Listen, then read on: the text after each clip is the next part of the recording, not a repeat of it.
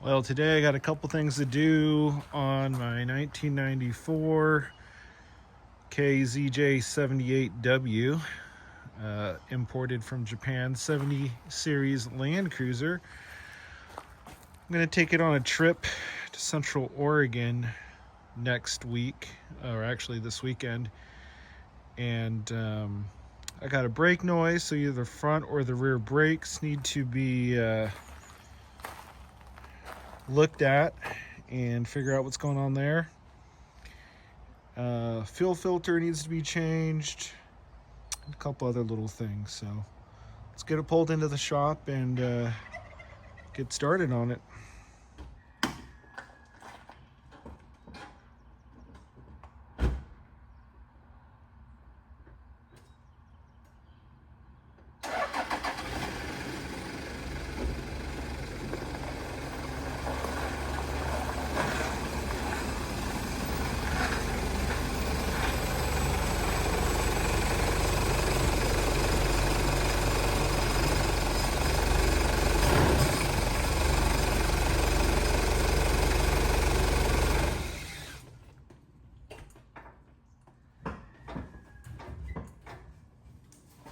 Okay, so here's under the hood.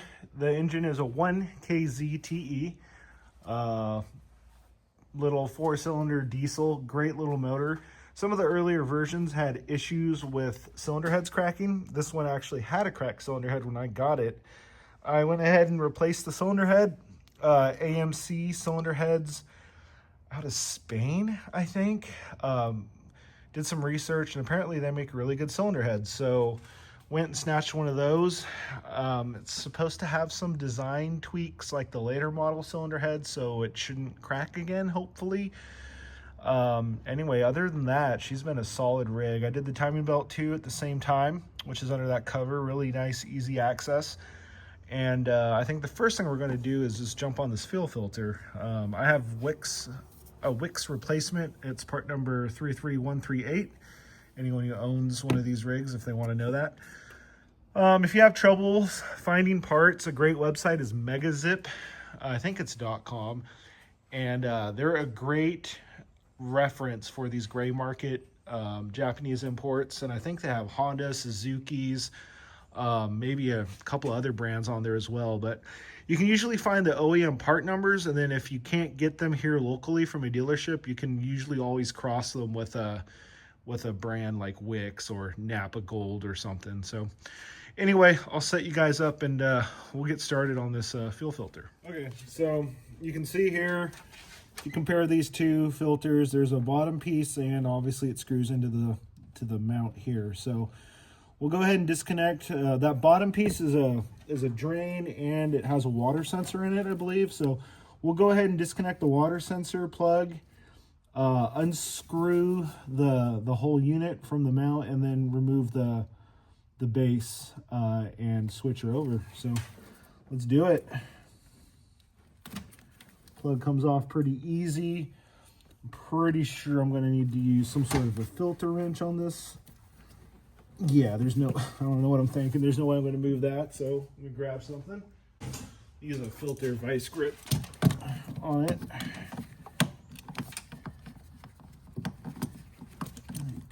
So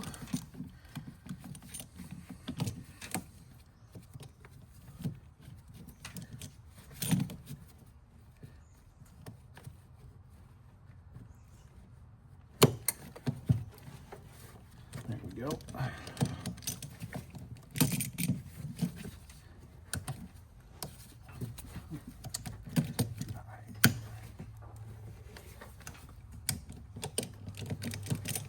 What's nice is there's a primer pump on top of this, so we don't have to pre-fill the filter. We can actually change it and then just pump it. I know that's pretty common actually on most cars, but it is a nice feature to have.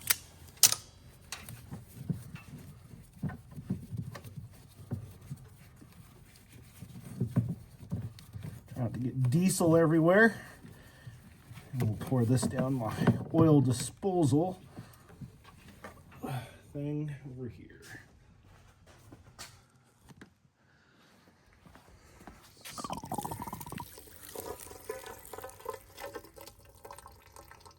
like that. All right. We'll go ahead and take this bottom off now and switch it over. You can see the bottom just goes ahead and unscrews right here. And here's that valve I was telling you about that lets any water or sediment out. It catches at the bottom. Still has the Japanese label. If I can hold it so you guys can see. Kind of cool. But yeah, I should have changed this filter when I first got it. I didn't do that, so don't be like me. All right, if you have a hard time, like I did, trying to get this off the bottom, it looks like if you look at it head on, that a socket or a wrench should fit this. I don't have anything that big. I do. I can't find it. So what I did is took my 90-degree needle nose and kind of stuck it in these two holes here as I leak remnants of diesel fuel onto my engine, and was able to break it free here. So see if I can show you guys like that,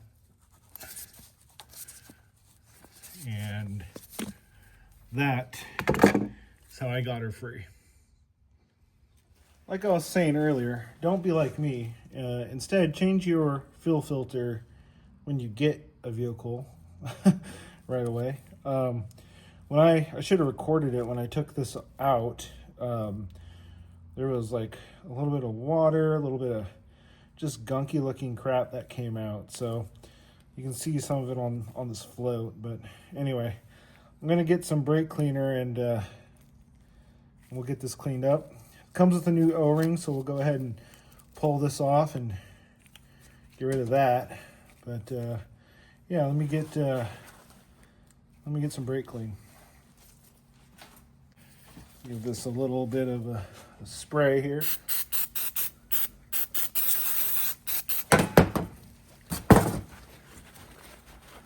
wipe it all down. Make sure there's no foreign debris. And then we'll go get the new O-ring and we will slap her back together. Okay.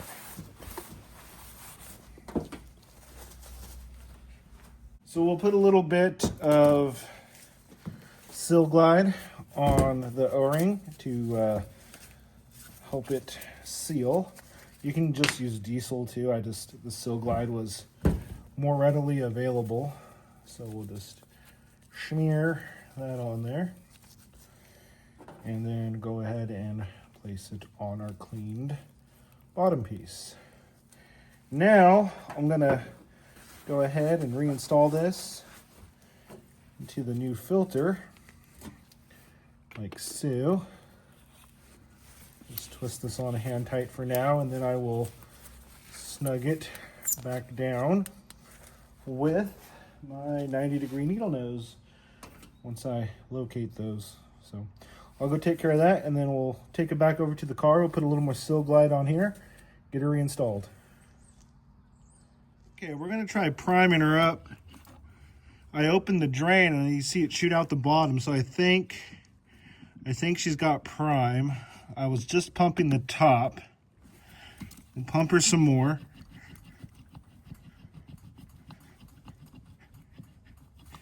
And we will crack it here again. Let's see if I get some more diesel out. Or just, you know, unscrew the whole thing. We are definitely getting diesel out the bottom. So I'm assuming we have fuel to the fuel filter. Let me go ahead and put that back in. And we'll go ahead and try and start her up. few more primes for good measure. And let's go see if she'll fire.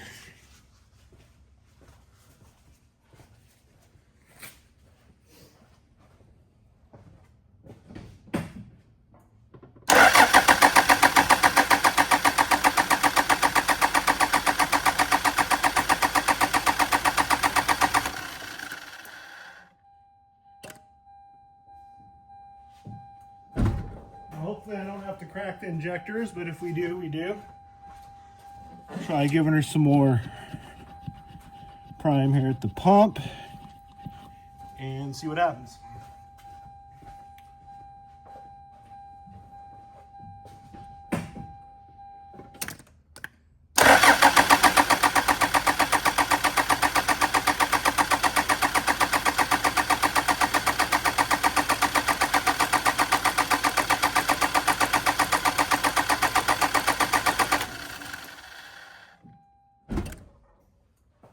Okay, let's see if we still have fuel here in the filter, and then we will, I hear air being taken up when I do that. Okay, so let's go ahead and tighten that down. Just gotta get the air out of these lines, so we still may need to bleed the injectors, just crack them loose, at least a couple of them. But we'll try it one more time.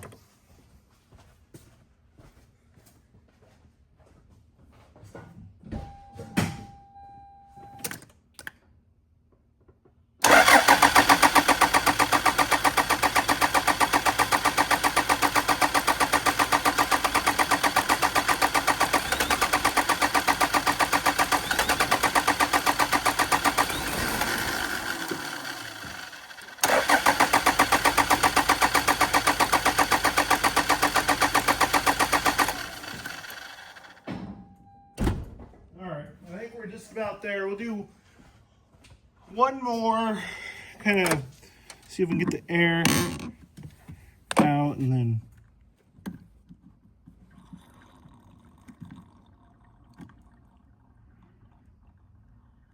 okay, definitely heard get a bit of air there.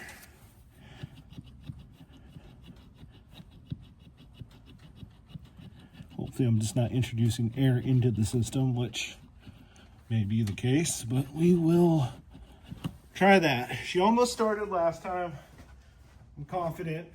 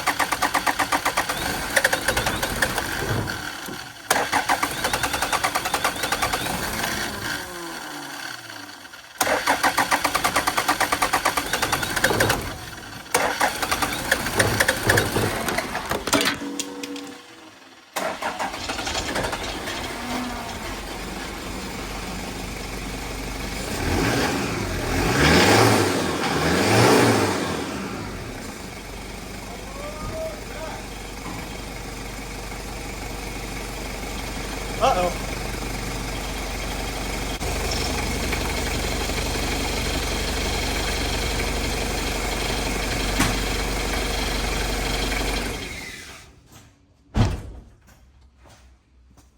Well, where did you guys go?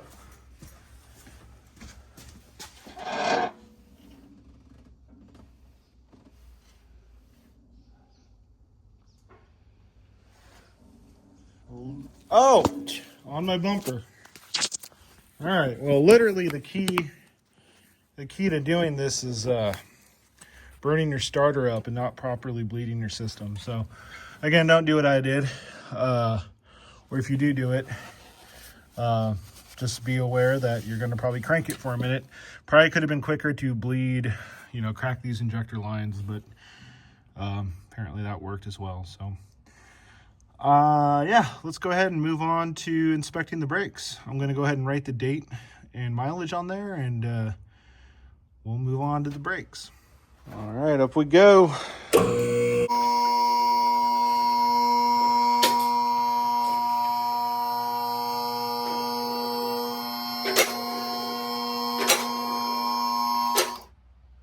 I've been pretty happy with this 2.5-inch lift from Dobinson's that's on here. So I got these older Land Cruiser wheels that are what do they call it when they make something again that they used to make, these cheap knockoffs. But it's a good look, I think, on this rig. So we'll pull these off and we'll take a look at the brakes.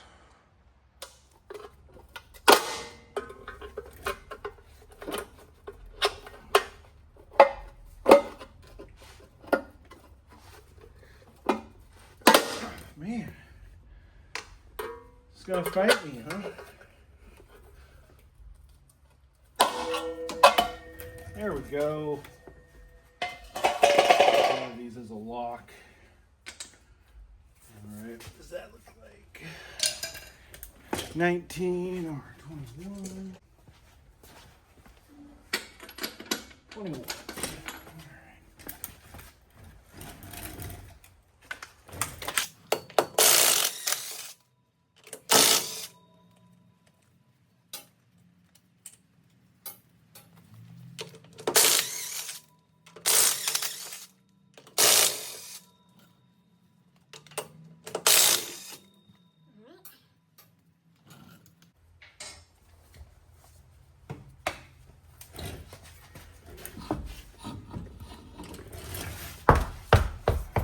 Right, let's see what we see, huh? Okay, so front pads look pretty, I mean, there's not a lot left, but there's enough where she shouldn't be on the squealer yet. So I am going to look on the back side of the caliper here.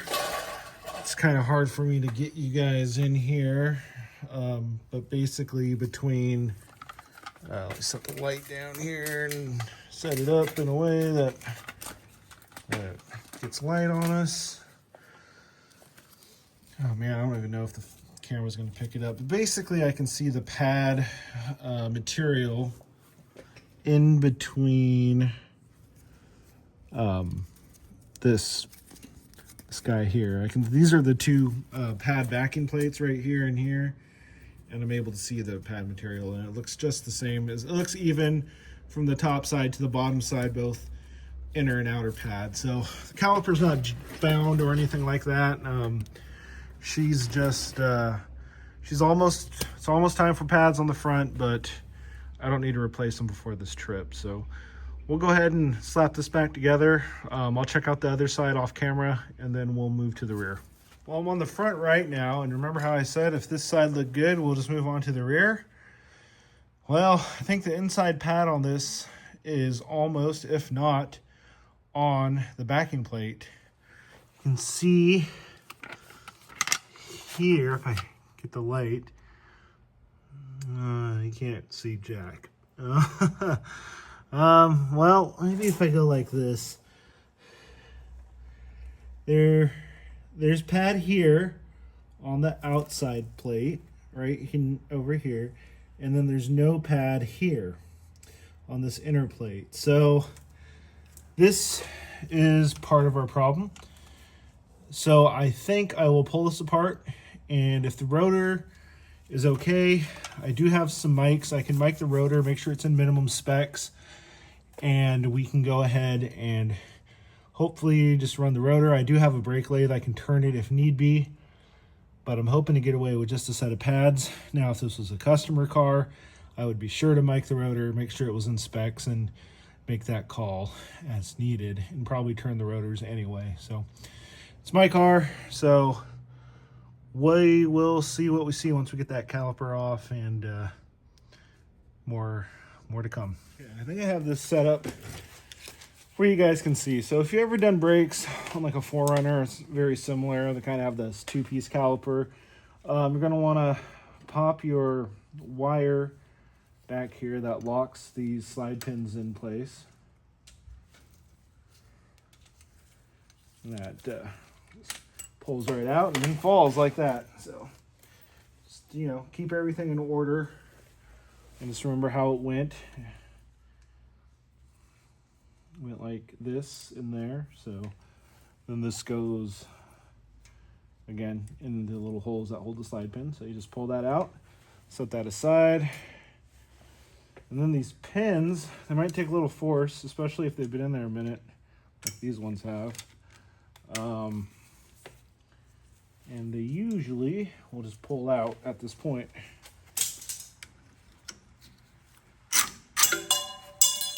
And then that retaining piece will fly out of there. There you go. And these pins are pretty dry, so these should have some lubricant on it because the pads do need to slide. And if these are super dry, the pads can bind, or it can contribute to binding. So we'll set that aside. Now the pads generally, they're supposed to just kind of pull out the back. You may have to pry on the pads some and try to kind of get the caliper to go in a little bit if you can, just to free them up a bit. So let's see if that did anything. We got a little movement. And this is definitely, holy smokes, can't get much closer than this. All right, well, I took a screwdriver, came in from this side and just kind of poked the pads out. And you can tell this pad, this is the back pad, there's not much there. And we were just about on metal. And you can actually see the squealers here. They have some wear on them. So we're going to inspect that rotor and see if it's gouged. Go from there. It's got a bad gouge. We'll go ahead and turn it. So, okay, it's next day. I had to order some parts from Napa. Our local Napa is mediocre at best. Usually I go through our O'Reilly's, but they didn't have what I needed. So here's the part number there, PF7549X for the front pads on this 1994 70 Series Land Cruiser. So real quick, I pushed the caliper pistons in using 2 screwdrivers. Now this isn't the correct way or the best way to do this, but what I did is I went in and got leverage off the rotor and against both pistons and kind of pushed one side in and did the same for the other. And then of course when you do that, it kind of pushes the other side out. So you just kind of work them back and forth until they're both pretty much flush. Of course, the right way to do it is to remove the caliper and then use a tool to push them out. Either a C-clamp and an old brake pad is what I usually use on a caliper that has pistons on both sides like this one. There is a special tool that you can get that does this. I actually do have one, but it doesn't work on a caliper like this unless you were to pull it apart, which is just too much work. So anyway, I'm going to get some brake grease. Well, first I'm going to get some brake clean, actually, believe it or not. Use brake clean on a brake. And clean this up, get all the dirt and brake dust and old brake grease out of there. Dry it up and then apply some brake grease to the back of the pads. Usually to the pistons here is where I do it, or just on the back of the pads there. Slide them in, we'll get her back together and I'll bring you guys along for that. Okay, let's get this thing going here.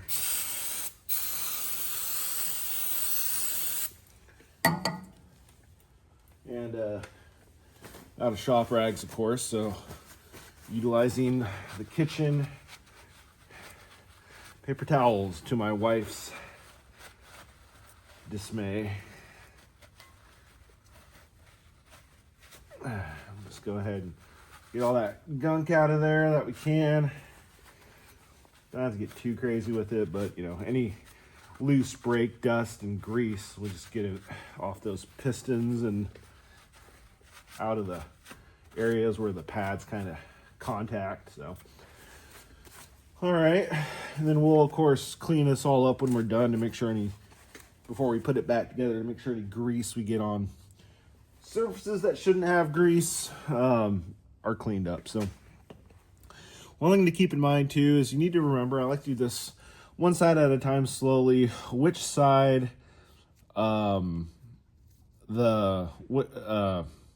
which pad goes on which side of the caliper. So if you recall, the inner pad had the squealers, and of course, you know, you want to, a lot of these, it's kind of hard to get wrong, but at the same time, you know, if you're not paying attention, you're putting it together, it's a pain in the butt to have to tear it all back apart. You know, obviously make sure your holes line up and just things look like it did when it came apart. So if you recall, the squealers were on the inside of the caliper for the front, and then the other side, again, looking at the angle, they should match the round side to the round face of the rotor. The outer side didn't have the dual squealers, so we'll go ahead and put some brake grease on the back of these and get them installed. So use some of this CRC brake and caliper grease. I've used this. I've used the Permatex purple stuff before. They both do what they need to do. So there's not, what I normally like to do is apply it to the face of the pistons, because you know exactly where those, if you apply it there, they're obviously going to touch in the right spot since it's on the actual piston. But since there's not a lot of room, I don't want to get grease all over everything that doesn't need grease. I'm just going to apply it to the back of the pad, roughly where the pistons go. So like there and there, and that should be plenty. Sometimes too, you don't even necessarily need to apply this grease to the back of the pads that have this shim piece there, this anti-squeal shim piece, but I like to do it anyway, so you do you. And that slides in there like so. And if you have any trouble getting those in, you may have to just tweak on the pistons a little bit more and get those screwdrivers in there, or however you do it, and kind of get them in a little bit. But just be patient with it and they'll go. And then the same thing for the inner one. We'll go ahead and put some grease on that guy there. Don't have to get too crazy with it, as I put a ton of grease on. And that's pretty good. It's good enough. Make sure, you know, try not to touch the surface of the pad if you can help it. Avoid contaminants. And then this guy, kind of the same thing. Just pushes right in there. And then if you remember, the pins on this were, well, I say like you guys forgot. It's just a couple minutes ago for you, but it's been a day for me. The pins are excuse me, dirty, and there's no lubrication on these at all. So we're gonna clean these real quick with a little bit of brake clean. And we'll dry them off here, get any loose foreign material off of it. So, and then we'll go ahead and put just a thin coating of some brake grease on these guys here. You use your fingers to kind of just apply it. You don't need to have a lot here. And then go ahead and just, well, actually we need to wait on this one, if I believe, because we have to put a retaining clip in there. So we'll wait on that guy, but we'll do the same for the bottom one here. We'll just get some grease on it like so. And then we'll just use our fingers to coat that around. So if I recall, Mr. Retaining Clip flew off, and yeah, something like, I believe this hooks into the bottom and then that goes around the top. So we'll set that down for a minute because we probably want to clean that up too. We'll go ahead and insert the bottom pin first, and we can always adjust it later to make sure the hole lines up for that other, for the pin retaining wire that goes in on the back there. And I'm probably not using the correct term, so I apologize. I'm sure somebody will correct me. So So we got the bottom pin in there. Let's go ahead and let's clean this retaining clip up a bit. Where's my brake clean at? And then a couple little spritz there. And back to the wife's paper towels. Yeah, there's a lot of old brake grime and grease and dust, all this stuff. So clean it up. It doesn't have to be perfect, you know, it's going to get dirty again, but I like to just clean it up too, because then if there's anything wrong with it, you'll be able to see if there's a crack or something funky. So just give it a quick little inspection. So then it's got this kind of hook shape. Just hook it down there, and then you press this in as we slide this upper pin in. Now, assuming everything's lined up, of course. There we go. And I'll pull this out of here, just like that, and push it all the way through. So our retaining clip is in, our new pads are installed. Now we'll go ahead and we'll put the final piece in there, which is this wire that retains the pins. You don't want to forget that, because then your pins could work out and then you'll be hurting. So you're obviously gonna, like, my holes aren't lined up currently, so we're gonna have to rotate those pins until they kind of line up for us. So I'm just gonna go ahead but I can see the hole, so I'm gonna stick my pick in there and twist it like this. Probably should have done that anyway, but you know what? Stick this wire in that hole. There. All right. After that struggle, you will have an installed new pads on your brake caliper there. So that's kind of it. Good old pad slap job. Yeah, I'll go ahead and I'll do the other side off camera, and then we will rotate the tires and go from there. Okay, well, we'll go ahead and I got the driver's side brake done. We'll go ahead and send her back up in the air and get the tires rotated. Then after that, we'll give everything kind of a once over and see how it all looks.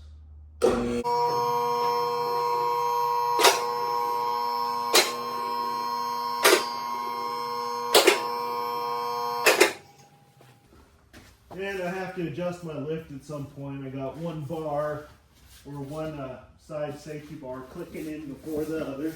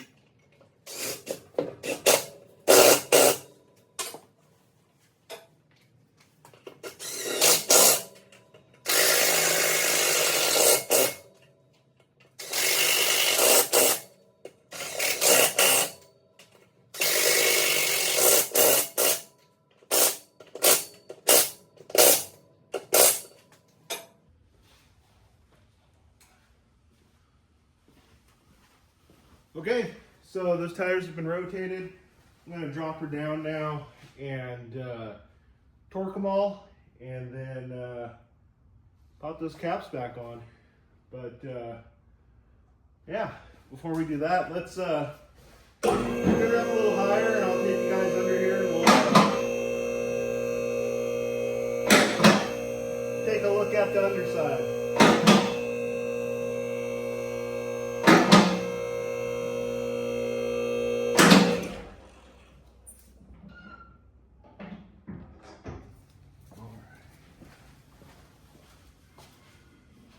Those sound really good. Doesn't sound like the brakes are riding on those squeakers anymore.